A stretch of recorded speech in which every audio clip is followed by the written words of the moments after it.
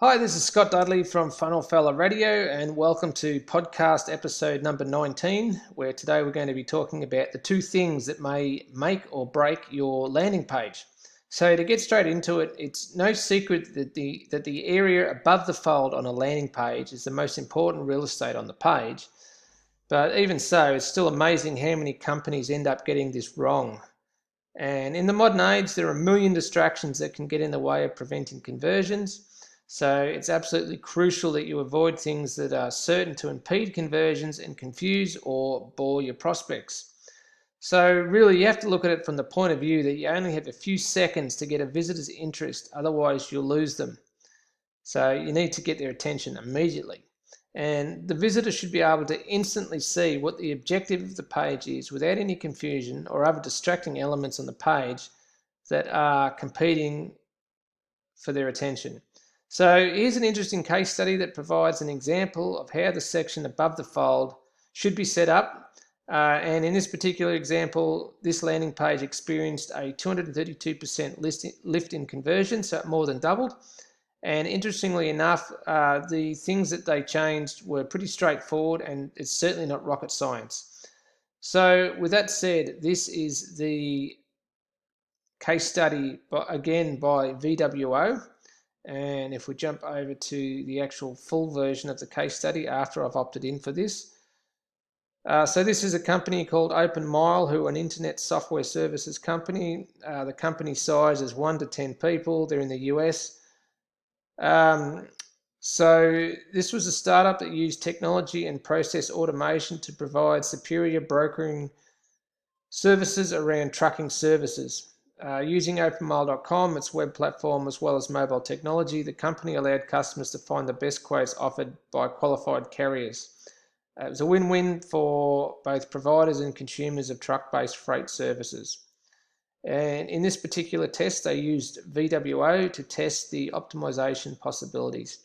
So the major objective here was obviously to increase leads generated by the homepage, which was already receiving a lot of traffic. But the big issue for them was that it was only about 4% of visitors to the primary lead generation page that ended up converting to leads. And obviously this is a very small conversion rate, and the idea was to increase this percentage by testing some alternatives.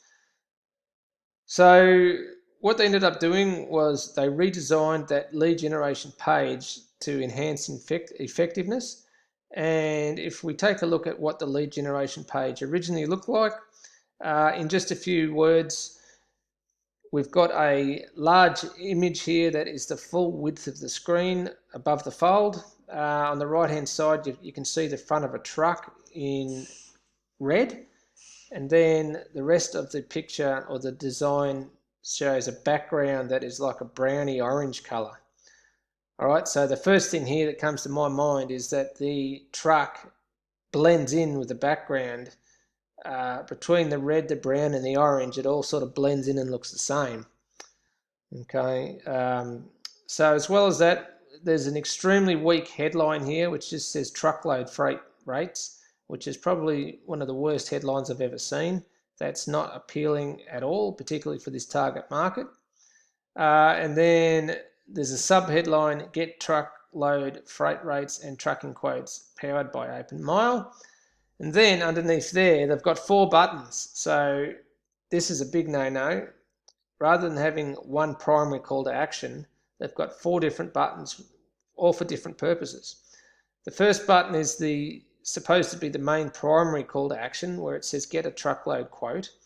And then right next to that's a blue button. Right next to that is a black button where it says talk to us, which is obviously an option if they don't want to actually get the quote, they'd rather actually talk to someone.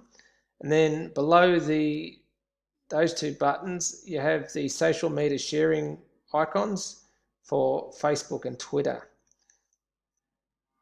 And then even below that again, there's another black bar, which has a black button, 2 black buttons on it to request a quote and talk to us. So it's just so busy, it's not funny.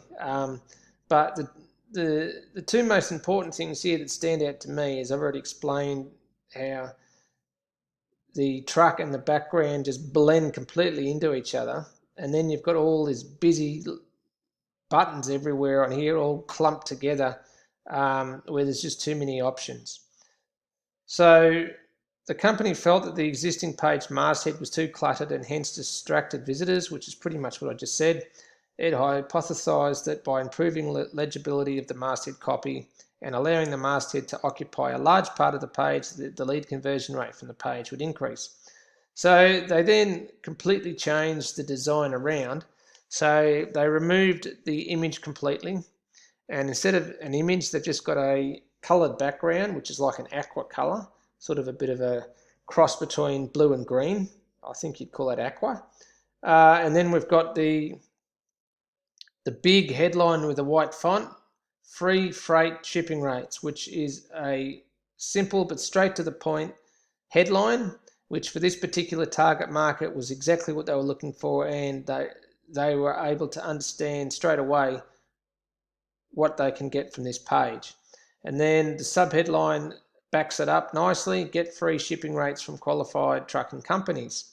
So there's not a lot of words here, but sometimes when you say less, it actually ends up saying more. And I think this is a good example of that, because between the headline and the subheadline, that sort of perfectly communicates exactly what people need to do, or what people can get from this page without having to read too much. And then on top of that, below the headline and subheadline is a large red button, and it's got 3 selling points on here. Get a quote, it's free, takes 5 seconds. So immediately it tells them that they can get a quote, it tells them that it's free, they don't have to pay anything, and it also tells them it takes 5 seconds, so if they're in a hurry, it won't take long. So that is an excellent example of perfect button text, and it contrasts beautifully to the background. So the red on the aqua background is absolutely perfect as far as contrast goes. You see it straight away as soon as you hit the page. So this is a much simpler design than what they had originally. It's a lot less cluttered, and it communicates exactly what you can get out of the page and exactly what you need to do. There's no confusion, it's straight to the point. It's maybe not as pretty as the other design, but as far as conversion rates goes, it's no surprise to me that this one ended up absolutely knocking it out of the park. So below the masthead, the section below that looks pretty much exactly the same between the control and the variation. And they tested the 2 versions using VWO. The end conclusion was that 232% increase in the amount of leads generated, which is obviously massive. That's more than double what it was before. So it jumped from 3.9% to 13.11%, a whopping 232% jump. Excuse me. And the test results had near perfect statistical confidence, 99.99%. And then they've shown us an image here which compares the 2 versions right next to each other. And if we just run through, first of all, the control, which was the original version of the masthead, what they're saying here is that there's too many distractions around the primary call to action, which is exactly what I said before. There's 4 buttons, which is really just a joke. You should only have 1 primary call to action on there. You can have the primary call to action show up on the page more than once. You can have that multiple times, but there's absolutely no need whatsoever to have 4 different options above the fold, all cramped right next to each other for 4 different purposes. The hero shot of the truck, not well contrasted from the background. I mentioned that as well. You've got a red truck against a background that's orange and brown. It just blends in completely. You can't see it properly. No focus on headline and diluted value proposition. Absolutely. The headline of truckload freight rates is a shocking headline. There's nothing exciting about that at all. Not only that, but it confuses the user as well. What does that mean?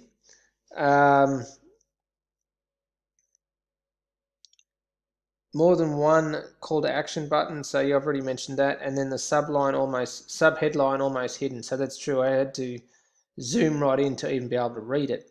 So then we compare that to the variation design. They've cleared the masthead to remove all distractions. Yep, absolutely. It's just a coloured background with the aqua colour. Focus the masthead on one call to action. Yep, get a quote.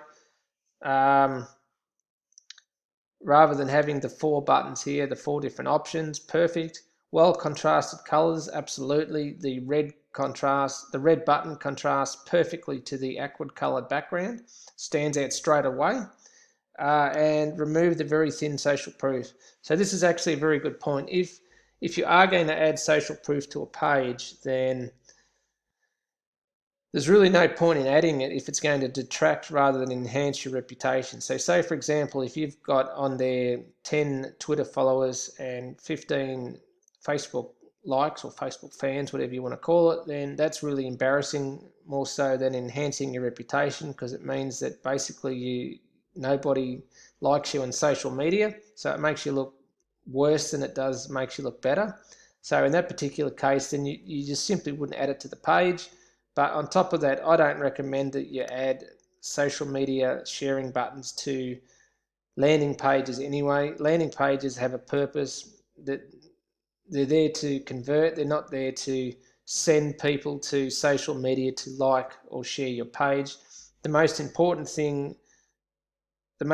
goal of this page is to get them to click on that link to get a quote and to then actually complete the form.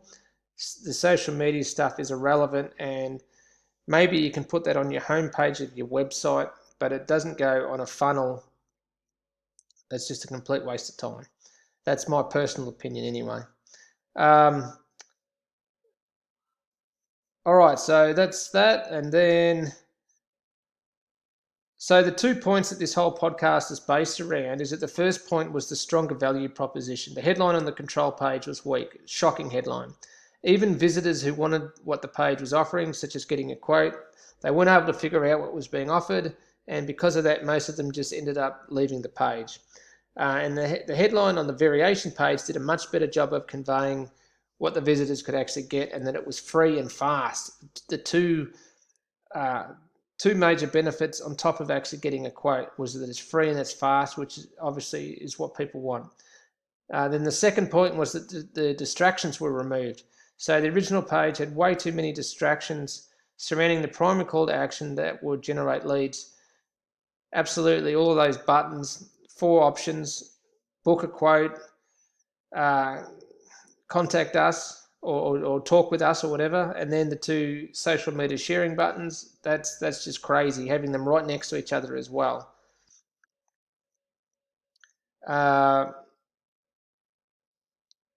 So the variation made it clear to the visitors that what value they would get and what action they needed to take.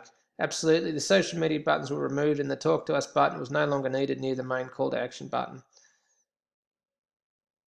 So they're saying here that the original masthead was designed on the premise that the image of a truck would instantly communicate to visitors what the site offered, and this would in turn improve the lead generation rate of the page. So I guess they got a bit of a point there in that they're thinking that people will relate to the image of the truck. But the redesigned masthead was based on the thinking that the image either stole the thunder and thus eclipsed the call to action, or that the image of the red truck escaped visitors' attention because it blended with the orange background. Absolutely right. So just to finish off here, in summary, there are 2 things that I've been talking about a lot recently in this podcast. First of all, contrast is super important when you have call to action buttons. You want the button to easily stand out and look like a button that can be clicked. It also shows that if you're using images as a background, it's important to make the area behind the button a different shade, or even get rid of the image completely. When you think about it, images as a background are unnecessary really, and are only really there for cosmetic purposes to make the page look more pretty. They do nothing, or they very rarely do anything to contribute to conversions. And the lesson here is often a plain looking landing page will convert better than one with sexy designs. And the question is, what is more important, a nice looking page or a high converting page? It all comes down to the primary purpose of a landing page. So that's pretty much it that I've got for today. Hopefully you enjoyed that. I'll catch up with you next time. Bye for now.